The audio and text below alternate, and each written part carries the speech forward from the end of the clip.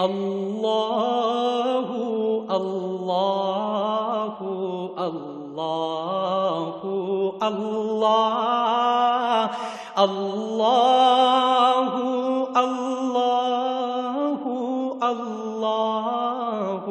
اللہ اللہ الحمدللہ رب العالمین والصلاة والسلام علی حبیبہ محمد وآلہ وصحبہ اجمعین۔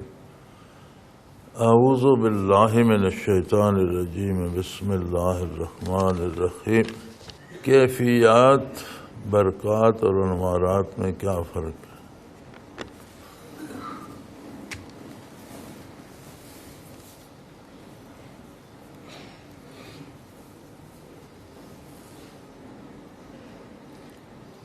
کیفیات محسوس کی جا سکتی ہیں، بیان نہیں ہوتی، لکھی پڑھی نہیں جاتی۔ کیفیات کے لیے واضح نے کوئی لفظ وضع نہیں فرمایا کہ انہیں لکھا جائے یا پڑھا جائے۔ ہاں، محسوس کی جا سکتی ہیں، سمجھی جا سکتی۔ ایک آدمی کو آپ پڑھاتے رہیں جتنا مرضی ہے بھوک کے بارے، بھوک کیا ہوتی ہے، بھوک کیوں لگتی ہے، بھوک سے کیا نفع ہے، کیا نقصان ہے، پڑھاتے رہیں، لیکن یہ ساری کتابیں پڑھانے کی بجائے اسے ایک دن بھوکا رکھیں، اسے سمجھ آ جائے کہ بھوک کیا ہے۔ وہ ایک کیفیت ہے، جب کسی پہ وارد ہوتی ہے تو اسے سمجھ آتی ہے۔ خوشی ایک کیفیت ہے۔ اب خوشی کے بارے آپ بتاتے رہیں، کتابیں پڑھاتے رہیں، نہیں، اسے کوئی ایسی چیز دیں جس سے وہ خوش ہو، اسے سمجھ آ جائے گی خوشی کیا ہوتی ہے۔ غم، غصہ ایک کیفیت ہے۔ آپ غم کے بارے بتاتے رہیں لیکن اسے کوئی نقصان ہو جس کا اسے دکھ، اسے پتہ چل جائے گا غم کیا ہوتا ہے۔ کیفیت ہے نا۔ غصہ، کسی کو غصہ دلائیں تو اسے سمجھ آ جائے گی، کتابیں ساری عمر پڑھاتے رہیں تو اسے سمجھ نہیں آئے گی، کیونکہ کیفیات نہ لکھی جاتی ہیں نہ پڑھی جاتی ہیں۔ لکھنے والے ان کے اثرات لکھیں گے، نتائج لکھیں گے، لیکن وہ کیفیت کیا ہے وہ نہیں لکھ سکتے۔ تو کلام باری اگر بندے کے بات کرنے میں اتنا اثر ہے کہ کیفیت وارد ہو جاتی ہے، ایک جملہ کہتا ہے خوشی وارد ہو جاتی ہے، ایک جملہ کہتا ہے غصہ آ جاتا ہے، تو کلام باری میں کتنی کیفیت ہوگی۔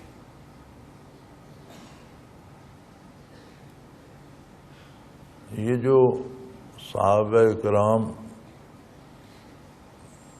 ایک ایک دو دو چار چار ہونے میں، یہ تو ایک اکائی سے شروع ہوا۔ نبی کریم صلی اللہ علیہ وسلم ایک تھے، پھر ساتھ شامل ہوتے گئے۔ خواتین میں حضرت خدیجہ الکبریٰ، بچوں میں حضرت علی کرم اللہ وجہ الکریم، مردوں میں سیدنا صدیق اکبر رضی اللہ عنہ۔ تو پہلے مسلمان چار ہو گئے، تین بندے مل کے حضور کے ساتھ ملتے کہ یہ جو ایک دو تین چار تھے، پوری دنیا پہ کفر تھا، اور یہ مشرکین مکہ تو سب سے سخت اور سب سے آگے بڑھے ہوئے تھے، اور بات تلوار سے کرتے تھے۔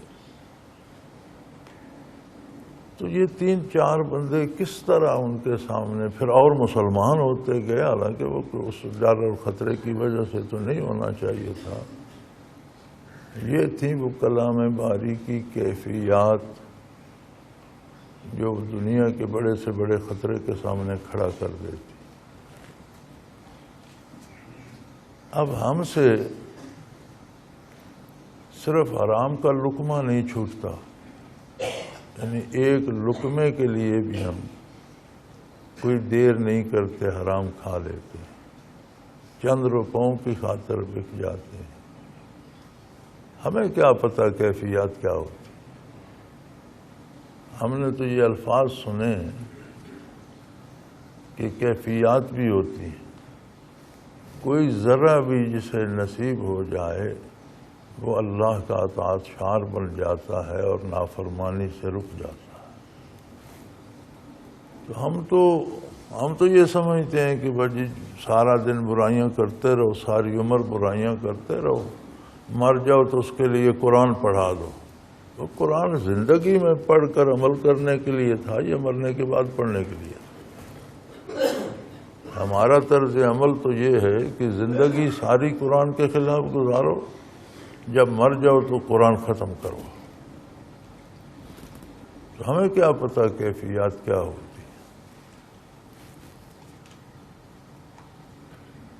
کیفیت ایک حال ہوتا ہے جو بندے پہ وارد ہوتا ہے، اور اگر یہ کیفیات نصیب ہو جائیں احکام الہی کے ساتھ، کلام الہی کے ساتھ، کلام نبوی کے ساتھ، حدیث پاک کے ساتھ، ایک عام آدمی کے کلام میں اگر اثر ہے تو خاتم النبیین صلی اللہ علیہ وسلم کے کلام میں کتنا اثر ہوگا، کتنی کیفیات ہوں گی۔ معاملہ یک طرفہ نہیں چلتا۔ سارا سال بارش برستی رہے تو چٹانوں پہ کچھ نہیں ہوتا۔ جس دل میں اللہ قبولیت کی استعداد دیتے ہیں اور اسے دیتے ہیں جس میں خلوص کے ساتھ طلب ہو، یادی الہ من ینیب، جہاں انابت ہو وہاں وہ طلب دیتے ہیں، اور جہاں طلب ہو وہاں کیفیات وارد ہوتی ہیں، اور وہ بندہ اسی طرح کا ہو جاتا ہے جیسا اللہ کریم اسے پسند فرماتے ہیں، جیسا نبی کریم صلی اللہ علیہ وسلم اسے دیکھنا چاہتے ہیں۔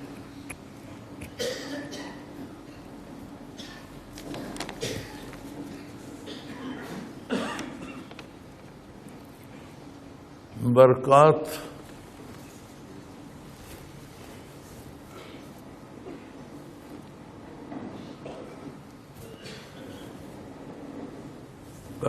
یہ ہوتی ہیں کہ بعض مقبول اعمال میں اللہ کریم بے پناہ زیادتی فرما دے۔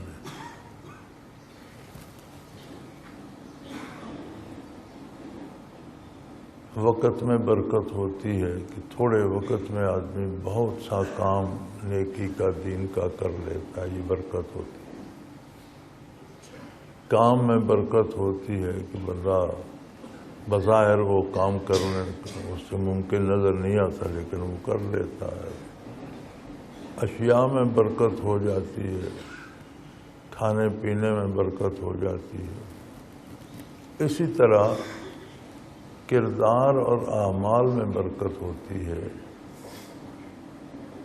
کہ کسی کے ایک سجدے کو اللہ لاکھوں سجدوں سے زیادہ اجر عطا فرما دیتا ہے۔ تو برکت کا لفظ عموماً اچھائی پہ استعمال ہوتا ہے، نیکی پہ استعمال ہوتا ہے، انعام پہ استعمال ہوتا ہے۔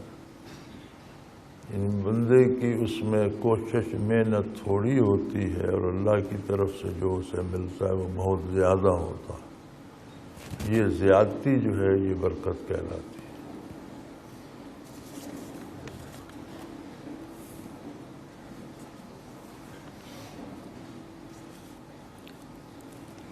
انوارات، کیفیات، برکات اور انوارات میں کیا فرق ہے؟ انوارات شمع جہاں جاتی ہے رب شب کو تو کیا ارد گرد روشنی نہیں ہوتی؟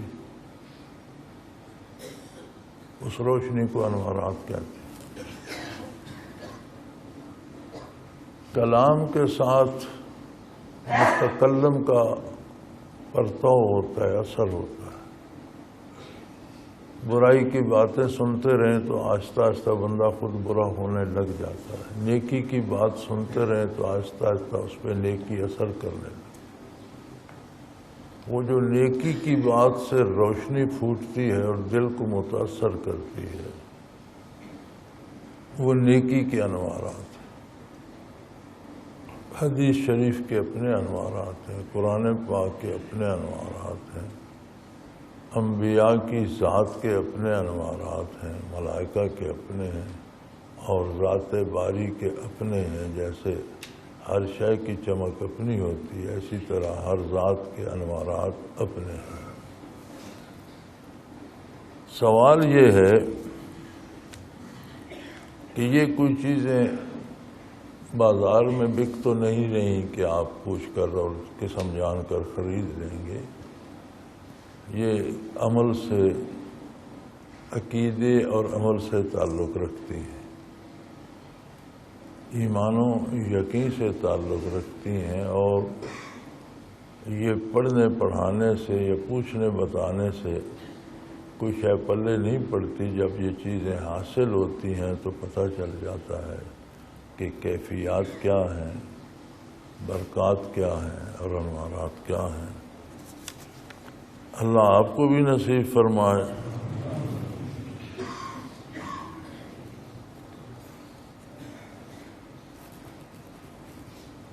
وہ ایک شعر تھا کسی کا کہ اللہ کرے عشق کا بیمار تجھے بھی،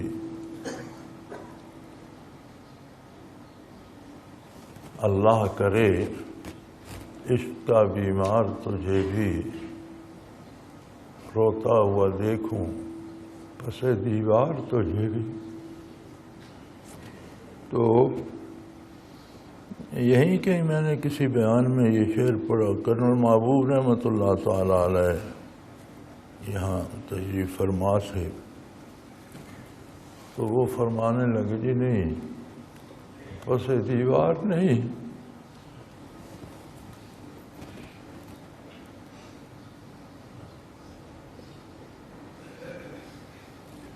روتا ہوا دیکھوں سر بازار تجھے۔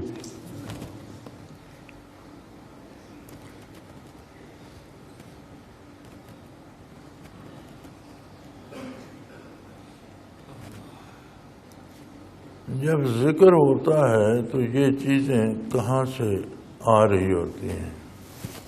کیفیات، برکات، انوارات سے متعلق ہوگا۔ شیخ کے سینہ سے، حضور نبی کریم صلی اللہ علیہ وسلم سے، یا اللہ کریم سے؟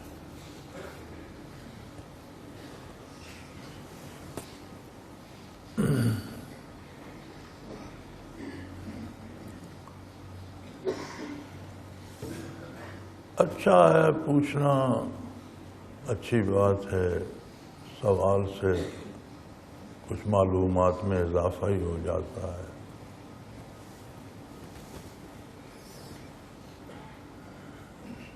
جاننا چاہیے، لیکن ایک بات اور بھی ہے، آپ کسی شہر جانا چاہتے ہیں اور اس کے راستے پہ چل رہے ہیں تو جگہ جگہ رک کر پوچھتے رہیں گے، یہاں یہ جھاڑی کیوں ہے، وہاں یہ پتھر کیوں پڑا ہے، یہ ارد گرد کیا ہے؟ تو شہر میں پہنچنے کا وقت آپ کا راستے میں ضائع ہو، اور آپ کو پتہ نہیں آپ کے پاس کتنی فرصت ہے۔ ہو سکتا ہے پہنچنے سے پہلے ہی موت آ لے اور آپ راستے کی تحقیق کرتے رہ جائیں۔ تو سوال عمل کے ساتھ منسلک ہونا چاہیے۔ یہ راستے کے پتھر اور جھاڑیاں گرنا کوئی مفید نہیں ہے۔ انسان کو کون پیدا کرتا؟ سب جانتے ہیں اللہ خالق ہے اور اللہ پیدا کرتا ہے،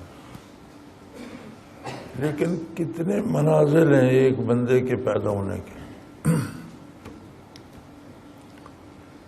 خاکی ذرات کو مختلف ادویات خوراک کی قالب میں اللہ ڈھالتے ہیں، پھلوں میں ڈالتے ہیں، دودھ گھی میں ڈالتے ہیں، گوشت بناتے ہیں، پھر وہ بطور غذا کسی ایک انسان کے پاس پہنچتا ہے، پھر اس میں سے آنے والی نسل کے ذرات الگ اس کے صلب میں محفوظ ہو جاتے ہیں، پھر وہ ماں کو منتقل ہوتے ہیں، پھر ایک بندہ پیدا ہوتا ہے۔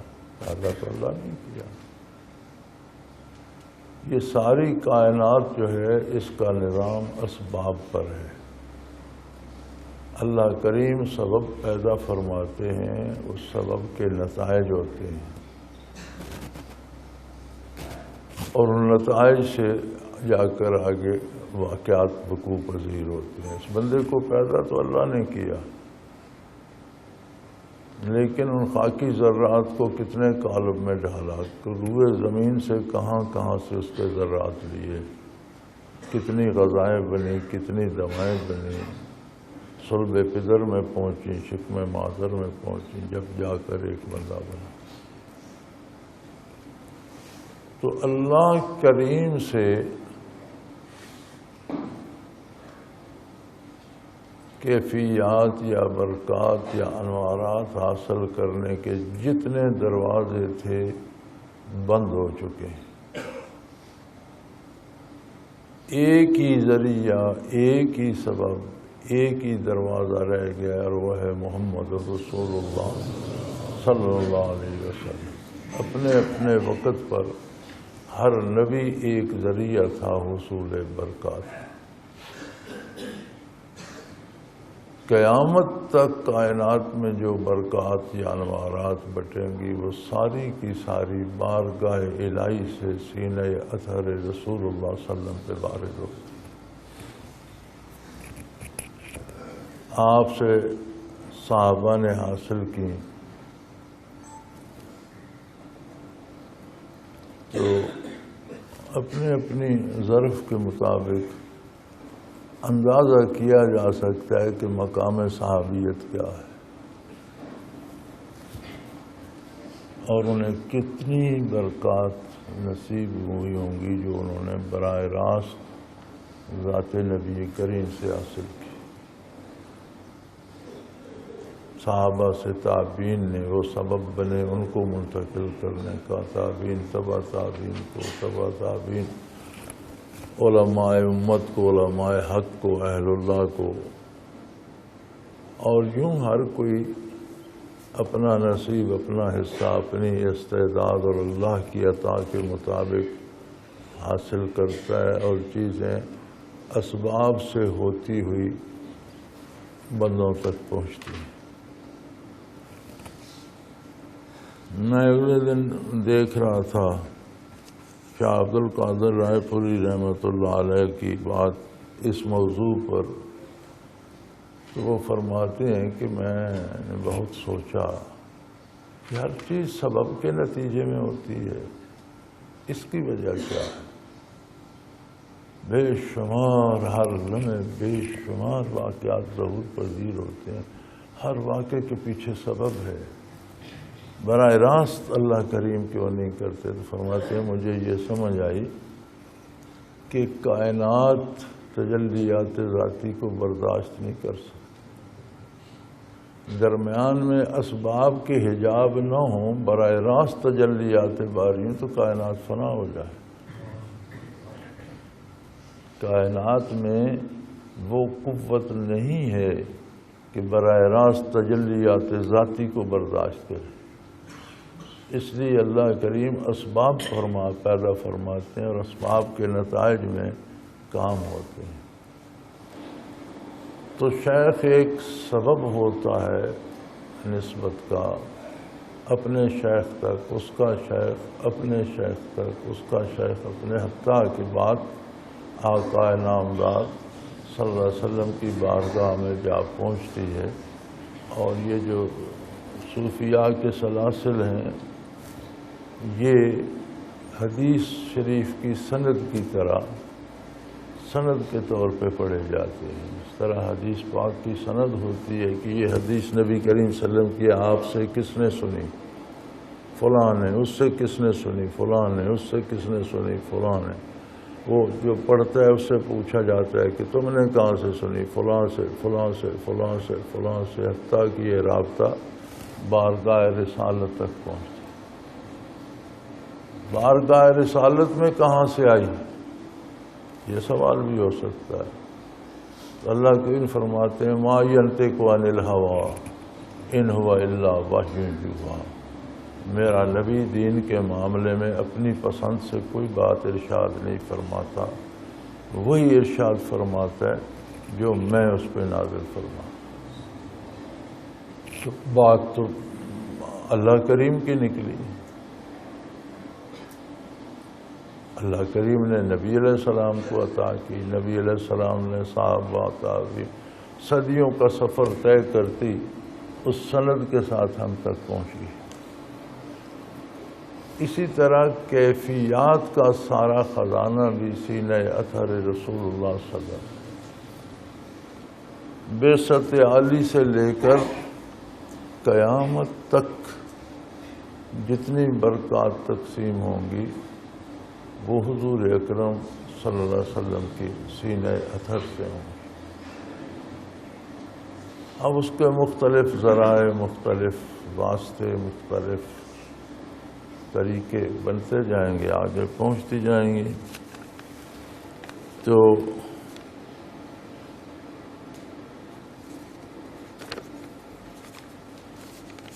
بھوکے کو کھانا ملے نا تو اسے یہ فکر کم ہوتی ہے کہاں سے آئی، یہ فکر ہوتی ہے کہ بھوک مٹا دو. اور کسی کو اپنی بھوک کا بھی اگر شعور نہ ہو تو وہ کھانا کھانے سے پہلے سوچتا رہتا ہے کس نے بھیجا، کیوں بھیجا، یہ کیا ہے. تو آپ وہ بیزاری والا اظہار نہ کریں.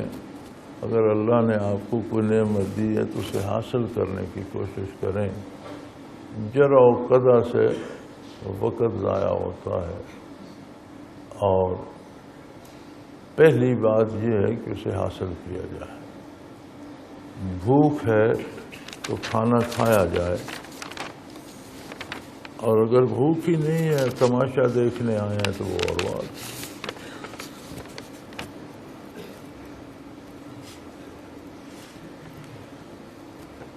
کامل کے افعال افعال حق کے مظاہر ہیں. حضرات فرما دیجئے، مجھے پتہ نہیں یہ جملہ کس نے ارشاد فرمایا، تو جس نے کہا وضاحت تو اس سے پوچھی جانی چاہیے. کسی اللہ کے بندے نے کہا ہوگا، وضاحت ہمارے گلے پڑ گئی. تو کامل کسے کہتے ہیں؟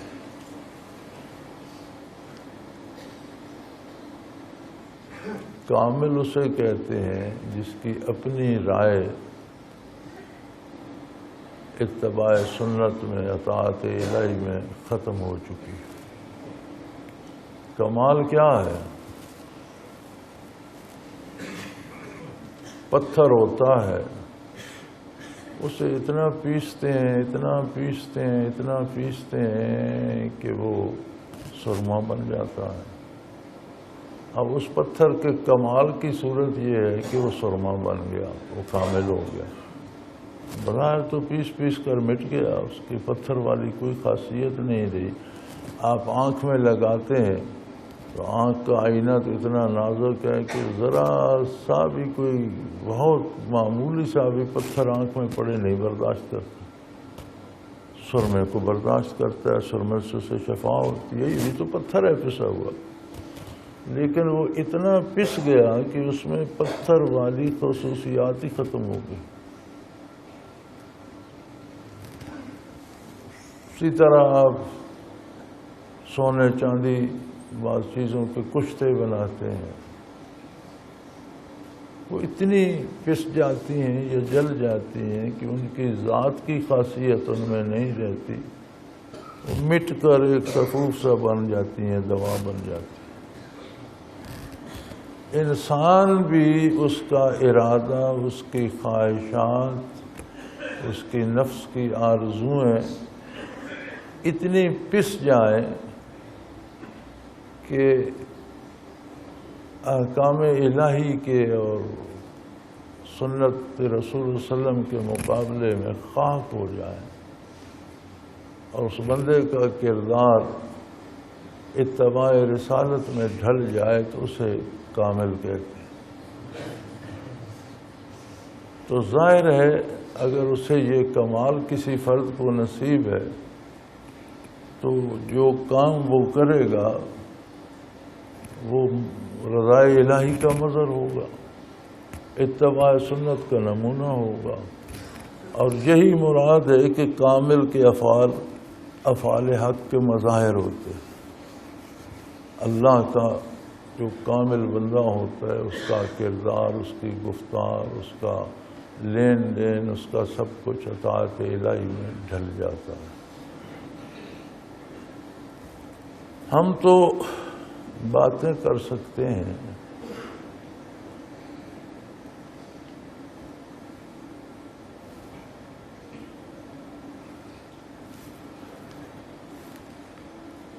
احب الصالحین ولست منہم، مجھے اللہ کے بندوں سے، نیک لوگوں سے محبت تو ہے، لیکن میں نیک نہ بن سکا۔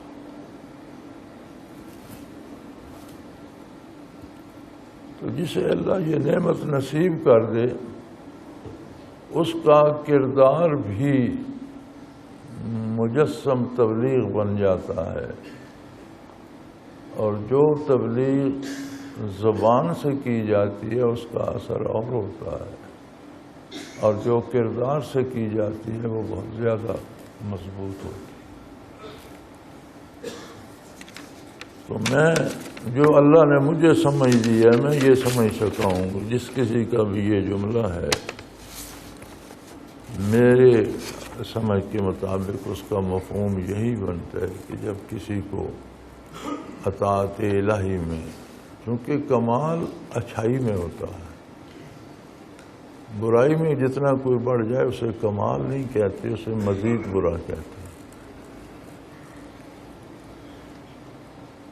تو اس کا کردار جو ہوتا ہے وہ بہت مؤثر ہوتا ہے، اور وہ مجسم تبلیغ بن جاتی ہے، اس کے افعال حق کے مظاہر ہوتے ہیں، یعنی اللہ کے احکام اور اطاعت کی سند بن جاتی ہے۔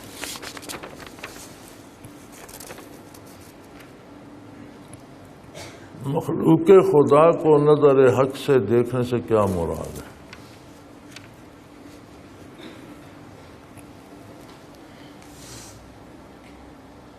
اللہ کریم نے انسان کے لیے دنیا میں جو آزمائش رکھی ہے وہ صرف یہی ہے۔ دنیا کی نعمتیں انسان کے لیے بنائیں، کائنات کو اگر دیکھا جائے، سورج، چاند، ستاروں، سیاروں سے جن کی تعداد کوئی گن نہیں سکا، نہ گن سکتا ہے، تو سب کی توجہ کا مرکز زمین ہے۔ ہر ستارے سیارے کی حرکت، سکونت سے اثرات زمین پہ مرتب ہوتے۔ زمین اللہ کا عجیب خزانہ ہے،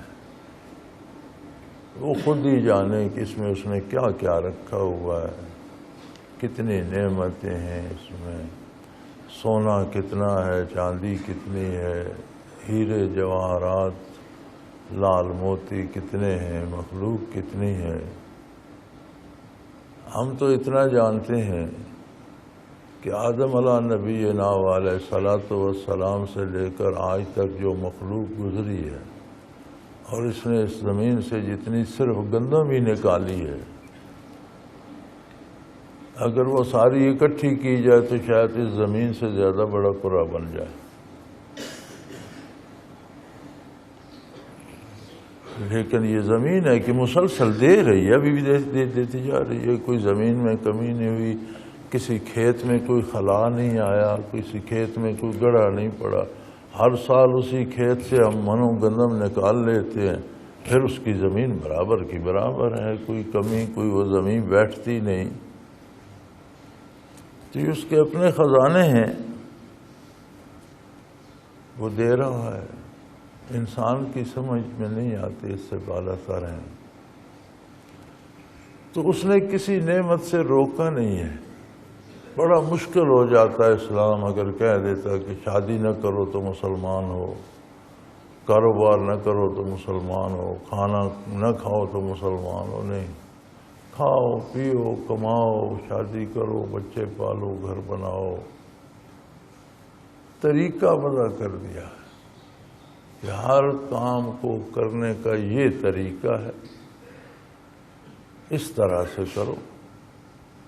روزی اس طرح سے کماؤ، اس کے علاوہ کماؤ گے تو اللہ کی ناراضگی کا سبب بنے گا، ملتی پھر بھی رہے گی۔ جب تک دنیا میں ہو تمہارا رزق تمہیں پہنچے گا، انتخاب تمہارا ہے کہ حلال ذریعے سے کمانا چاہتے ہو یا حرام سے۔ ایک واقعہ حضرت علی کرم اللہ وجہ الکریم کے سوانح نگاروں نے لکھا ہے کہ ان کی عادت مبارک تھی کہ اکثر اندرون ملک کے بھی چکر لگایا کرتے تھے، ایک عام آدمی کے لباس میں عام سی سواری پہ بیٹھ کر پبلک کے حالات عام آدمی کے دیکھتے تھے کیسے ہیں۔ تو ایک جگہ کسی قصبے میں وارد ہوئے تو مسجد کی طرف تشریف لے گئے، تو نمازی نکل رہے تھے نماز پڑھ کے، تو خچر پر سوار تھے۔ تو ایک نکلتے ہوئے آدمی سے انہوں نے کہا کہ یار یہ میرا خچر ذرا اس کے لگام پہ ہاتھ رکھو، میں دوگانا پڑھ کے آتا ہوں۔ نماز سے فارغ ہوئے تو خیال آیا کہ اس بندے کو میں نے روک لیا، اس کا وقت لگا، تو آپ نے 2 درہم اس کے لیے جیب سے نکالے کہ اس کا اتنا وقت لگ گیا اسے دوں گا۔ جب باہر آئے تو وہ بندہ اس کا لگام اتار کر غائب ہو چکا تھا۔ درہم ہاتھ میں، اس کو پکڑا، باہر نکلے بازار میں تو پہلی دکان پہ دیکھا تو وہی لگام لٹک رہا تھا۔ تو انہوں نے اس دکاندار سے پوچھا بھی یہ کتنے کا ہے؟ اس نے کہا جی 2 درہم کا بیچوں گا۔ انہوں نے وہ 2 درہم تو ہاتھ میں تھے، اسے دے کر لگام لے لیا اور اپنے خچر کو ڈال لیا اور فرمایا کہ اس بندے نے غلطی کی، لالچ کیا، کتنے کا بیچا ہے تم نے؟ اس نے کہا جی 1.5 درہم کا۔ مگر میرے ہاتھ میں 2 درہم تھے، اگر وہ تھوڑا صبر کرتا تو میں اسے 2 درہم دیتا اور یہ حلال کے ہوتے۔ اور اس نے اپنی مرضی پہ عمل کیا اور 1.5 درہم لیا اور وہ اس کے لیے حرام ہے۔ تو اللہ کی طرف سے جو چیزیں حلال ذرائع سے ملتی ہیں ان کی اپنی برکت ہوتی ہے۔ انسان اپنی تجویز سے جو کرتا ہے اور غیر شرعی طریقے سے کرتا ہے، ممکن ہے شرعی طریقے سے اس سے زیادہ مل جاتا۔ تو یہی آزمائش ہے کہ دنیا میں کس طرح رہنا ہے۔ مخلوق خدا کو نظر حق سے دیکھو سے یہی مراد ہے کہ مخلوق کے ساتھ برتنے کا، رشتے ناطے کا، دوستی دشمنی کا جو مخلوق کے ساتھ لین دین ہے اسے اس کے مطابق کرو جیسا اللہ کریم فرماتے ہیں۔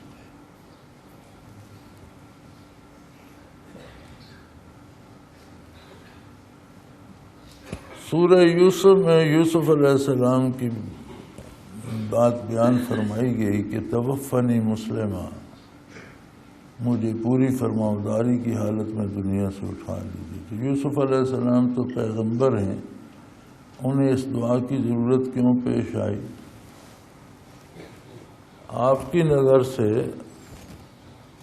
شاید یہ لفظ زیادہ آپ کی نظر میں اٹک گیا، ورنہ قرآن کریم میں تو پہلے پارے سے حضرت ابراہیم علیہ السلام کی دعائیں شروع ہو جاتی ہیں، پھر آگے جتنے پیغمبروں کے واقعات آئے کم و بیش سب نے دعائیں کی ہیں جن میں انجام بخیر ہونے کی اور آخرت کے بہتر ہونے کی، بلکہ اولاد اور اپنے پسماندگان کی اصلاح اور بہتری اور خاتمہ بالخیر کی۔ تو انبیاء کی نبوت ان کی ذات کا وصف بن جاتی ہے۔ نبی ازل سے نبی ہیں، پیدا نبی ہوئے، دنیا سے بحیثیت نبی تشریف لے گئے، برزخ میں نبی ہیں، عرص معاشر میں نبی ہوں گے، جنت میں نبی ہوں گے، اور ان کی اپنی نبوت کے مطابق ان کی عظمت اور ان کا مقام ہوگا۔ لیکن اس سب کے باوجود اللہ کریم سے دعا کرنا یہ بہترین انداز شکر ہے، اور سب کے باوجود اپنے عجز کا اظہار انداز شکر ہے۔ اور انبیاء معلم ہوتے ہیں امت کے، اور تعلیم امت کے لیے یہ باتیں ارشاد فرماتے ہیں کہ ساری امت سیکھ لے اور ساری امت اس پہ کاربند ہو۔ تو اللہ کریم قادر ہیں، مطلق العنان شہنشاہ ہیں، کوئی اللہ کو مجبور نہیں کر سکتا، اس لیے ہر شے ہمہ وقت اس کی خوشنودی کی محتاج ہے، اور اس کی طلب کے لیے دعا کرنا بہترین عمل ہے، سب سے اعلیٰ عمل ہے، اور سب سے اعلیٰ عمل کرتے بھی انبیاء ہیں اور امت کو تعلیم بھی فرماتے ہیں۔ تو یہ دعائیں صرف یوسف علیہ السلام کی نہیں ہیں، جتنے انبیاء کا ذکر قرآن مجید میں ملتا ہے تو سب میں یہ ملتا ہے، انہوں نے یہ دعا فرمائی، انہوں نے یہ دعا فرمائی۔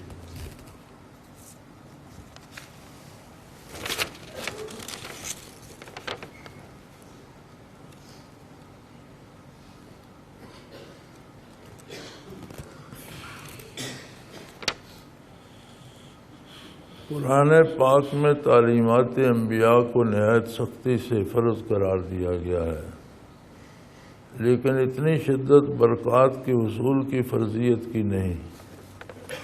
رہنمائی فرما دی۔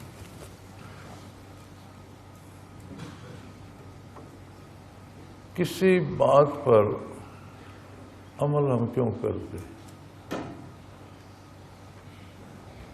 ہمارے اندر ایک مشین ہے، کوئی ایسا آلہ ہے جو ہمارے اندر تجزیہ کرتا ہے کہ میں یہ کر لوں تو مجھے یہ فائدہ ہوگا۔ ہم مزدوری کیوں کرتے ہیں؟ ہمارے اندر یہ بات ہوتی ہے کہ یہ محنت کروں گا تو اتنے پیسے مل جائیں گے، فلاں ضرورت پوری کر لوں گا، فلاں۔ چوری کیوں کرتے؟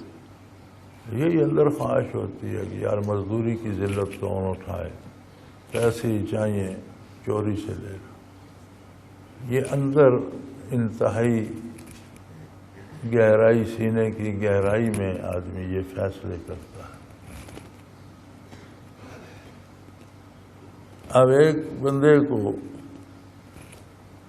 ایک کام کرنے کا پابند کر دیا جاتا ہے کہ یہ ضرور کرو، تو وہ جو اندر ہے وہ بات وہ نہیں مانے گا، تو وہ شاید وہ کام تو کرے لیکن وہ ایکٹنگ ہوگی، اس میں خلوص نہیں ہوگا۔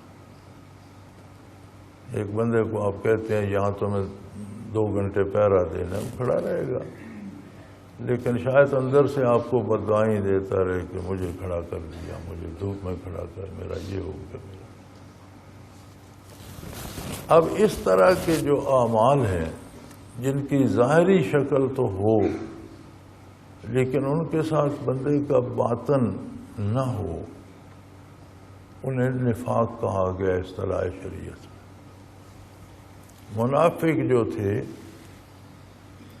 وہ نمازیں بھی پڑھتے تھے، روزے بھی رکھتے تھے، تلاوت بھی کرتے تھے، سارے کام مسلمانوں جیسے کرتے تھے، لیکن بظاہر کرتے تھے، ان کا باطن ان کا ساتھ نہیں دیتا، اور اسے اتنا بڑا جرم قرار دیا اللہ کریم نے کہ فرمایا میں نے کافروں سے بھی نیچے کے خانے میں، اسفل السافلین، سب سے نیچے کے خانے میں ڈال دیا۔ تو جب انبیاء کی تعلیمات پر عمل کرنا ضروری ٹھہرا تو اسی میں دل کا ساتھ ہونا بھی ضروری ٹھہرا، اس کے لیے کسی الگ حکم کی ضرورت نہیں۔ قرآن کریم نے اقیم الصلاۃ فرما دیا، اب اس کے ساتھ یہ تشریح نہیں ہے کہ دل بھی چاہتا ہے کہ نہیں، اسی میں حکم موجود ہے کہ خلوص دل سے کیا جائے۔ تو جب اتباع انبیاء کا حکم پوری سختی سے فرمایا گیا تو اسی میں یہ بھی موجود ہے کہ اس میں کیفیات قلبی ہوں، دل چاہے اور خلوص دل سے اطاعت کی جائے، تو یہ حکم اسی حکم میں موجود ہے جس میں اطاعت انبیاء فرض کی گئی ہے یا اس کی تاکید فرمائی گئی ہے۔ اس طرح مراقبات کے بارے میں کوئی آیت نہیں ملتی۔ آیتیں تو ملتی ہیں، یتفکرون فی خلق السماوات والارض، یہ تفکر مراقبہ ہی ہے، لیکن مراقبہ ہے کیا؟ انہی آیات کریمہ کی جو کیفیات ہیں ان کو دل میں اتارنے کا نام مراقبہ ہے۔ مراقبہ رقبہ سے ہے، رقبہ گردن کو کہتے ہیں۔ تو چونکہ اس طرح کے لوگ گردن جھکا کر اس طرح بیٹھ جاتے ہیں تو اس طرح اسے مراقبہ کہا گیا کہ گردن جھکا کر بیٹھ کر غور و خوض کرتے۔ تو قرآن کریم کو تو مستشرقین بھی بڑا پڑھتے ہیں، عربی گرامر پڑھتے ہیں، صرف و نحو پڑھتے ہیں، بے شمار لوگوں کے تراجم پڑھتے ہیں، عربی زبان سیکھتے ہیں، پھر قرآن کے لگے رہتے ہیں تحقیق و تفتیش پر، اور بے شمار چیزیں بالآخر قرآن و سنت کے مطابق دنیاوی طور پر کرنے پہ مجبور ہو جاتے۔ ابھی پچھلے دنوں ایک ریسرچ آئی کہ انسان کے کھربوں سیل ہیں باڈی میں، اور ہر سیل ہر 6 مہینے سے زیادہ کسی سیل کی عمر نہیں، تو ہر لمحے سیل مرتے رہتے ہیں، پیدا ہوتے رہتے ہیں، جہاں بیٹھتا ہے، جہاں چلتا ہے، جہاں جاتا ہے۔ تو ریسرچ یہ تھی کہ جس بستر پہ سوتا ہے اس میں بھی تو سیل جھڑتے ہوں گے۔ تو سائنسدانوں نے یہ ریسرچ کی کہ اس پہ سیل جھڑتے رہتے ہیں، مردہ سیل ہوتے ہیں، تو مسلسل اس بستر پہ سوتا رہے تو سوتے میں سانس لینے سے یا کسی نہ کسی طرح کچھ مردہ سیل جو ہیں وہ اندر چلے جاتے ہیں۔ جب وہ اندر جاتے ہیں تو بے شمار دوسرے سیلوں کو مارنے کا سبب بن جاتے ہیں اور اس سے بیماری پیدا ہو جاتی ہے۔ اب اس سے کیسے بچا جائے؟ تو کئی قسم کے ایسی ادویات اور سپرے ایجاد کیے گئے کہ وہ بستر پر سپرے کر دیا جائے اور وہ سیل فنا ہو جائے۔ آخر تھک ہار کر انہوں نے کہا یہ کوئی علاج نہیں ہے، جو سیلوں کو مارنے کے لیے سپرے کرتے ہیں وہ ایک اور بیماری پیدا کر دیتا ہے، خود اندر جاتا ہے سانس کے ساتھ تو کوئی اور خرابی پیدا کر دیتا ہے۔ تو اس بات پہ پہنچے کہ اگر اٹھ کر بستر کی چادر کو 3 مرتبہ سختی سے جھاڑ دیا جائے تو سیل گر جاتے ہیں، بیماری کا خدشہ نہیں۔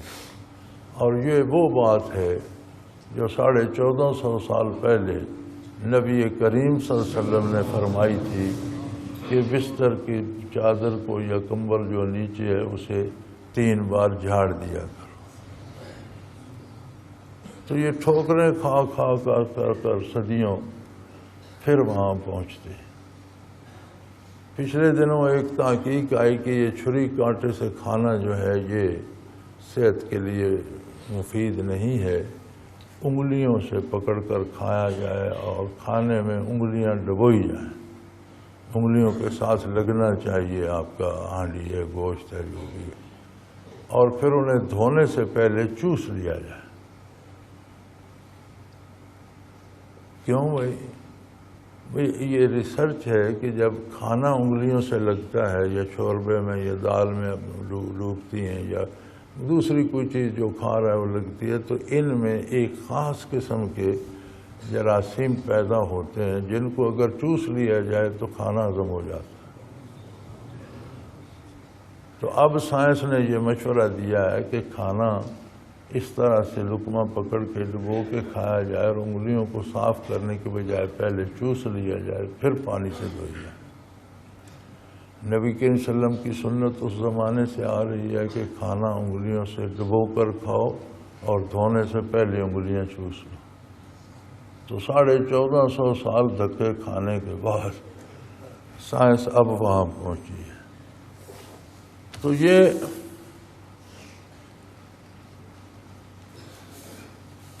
تعلیمات نبوت جو ہیں یا آیات قرآنی جو ہیں، ان کی کیفیات کو دل میں نہ اتارا جائے، وہ کیفیات نصیب نہ ہوں تو خلوص سے عمل نصیب نہیں ہوتا.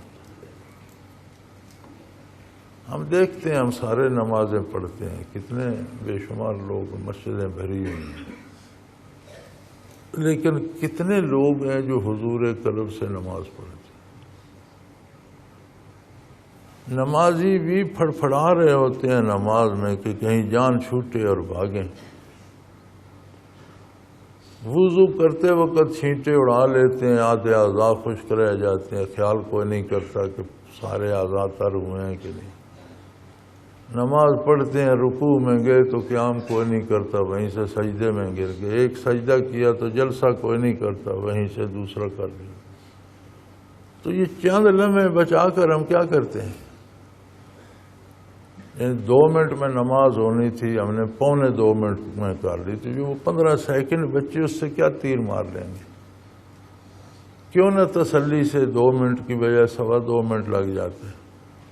ارکان تو پورے ہوتے. یہ تب پورے ہوتے جب اس کی کیفیات دل میں بھی ہوتی، جب نماز میں دل لگتا، جب سجدے میں لذت آتی، جب رکوع میں کچھ مزہ آتا، جب قیام میں کچھ خوشی دل پہ وارد ہوتی، عظمت الہی کا ادراک ہوتا، کوئی یہ سمجھ ہوتی کہ میں کہاں کھڑا ہوں. تو یہ چیزیں، مراقبہ کیا ہے؟ انہی چیزوں میں تفکر کر کے انہیں اپنے دل کا حال بنانا، وہ کیفیات دل میں آ جائے. جہاں تک تعلق ہے کہ کوئی آیت نہیں ملتی تو مجھے یاد اس وقت تو ایک ہی آیت آ رہی ہے، الذین یذکرون اللہ قیاما وقعودا وعلی جنوبہم ویتفکرون فی خلق السماوات والارض. مراقبہ اسی تفکر کا نام ہے. جو اللہ اللہ سے دل کو جب صاف کیا جائے اور اس میں استعداد آ جائے برکات الہی اور انوارات الہی اور کیفیات کو پانے کی، تو پھر خلوص پیدا ہو جاتا ہے کردار میں، اعمال میں. باتیں، وہ کسی نے کہا تھا باتیں باتیں باتیں باتوں میں کیا رکھا ہے، باتیں باتیں باتوں میں کیا رکھا ہے. ہم باتیں تو کر لیتے ہیں، آپ نے لکھ لی، میں نے پڑھ لی، بیان کر دیا، ہو گیا. اللہ قبول فرمائے اور اسے ہماری ہدایت کا سبب بنائے. لیکن باتیں باتیں ہوتی ہیں اور عمل عمل ہوتا ہے. سارا دن مزے مزے کے کھانوں کی تعریف کرتے رہو، پیٹ نہیں بھرتا. عملاً دال روٹی بھی مل جائے پیٹ بھر جاتا ہے. باتیں ہیں، اچھی باتیں اچھی ہوتی ہیں، لیکن عمل پھر عمل ہے، اس کا اپنا مقام ہے. یہ چیزیں حاصل کی جائیں، ان کے لیے محنت کی جائے، اور اللہ کوئی شمع بھی عطا فرما دیں تو بندے کی قیمت بڑھ جاتی ہے، خلوص پیدا ہو جاتا ہے. دین پر عمل مجبوری نہیں رہتا کہ کیا کریں، ہم مسلمان ہیں، ہمیں ایسا کرنا ہے. نہیں، پھر اس میں ایک لذت بھی آ جاتی ہے، اور وہ لذتیں اتنی شدید ہوتی ہیں کہ بندہ گردن کٹا دیتا ہے لیکن ان سے منہ نہیں موڑتا.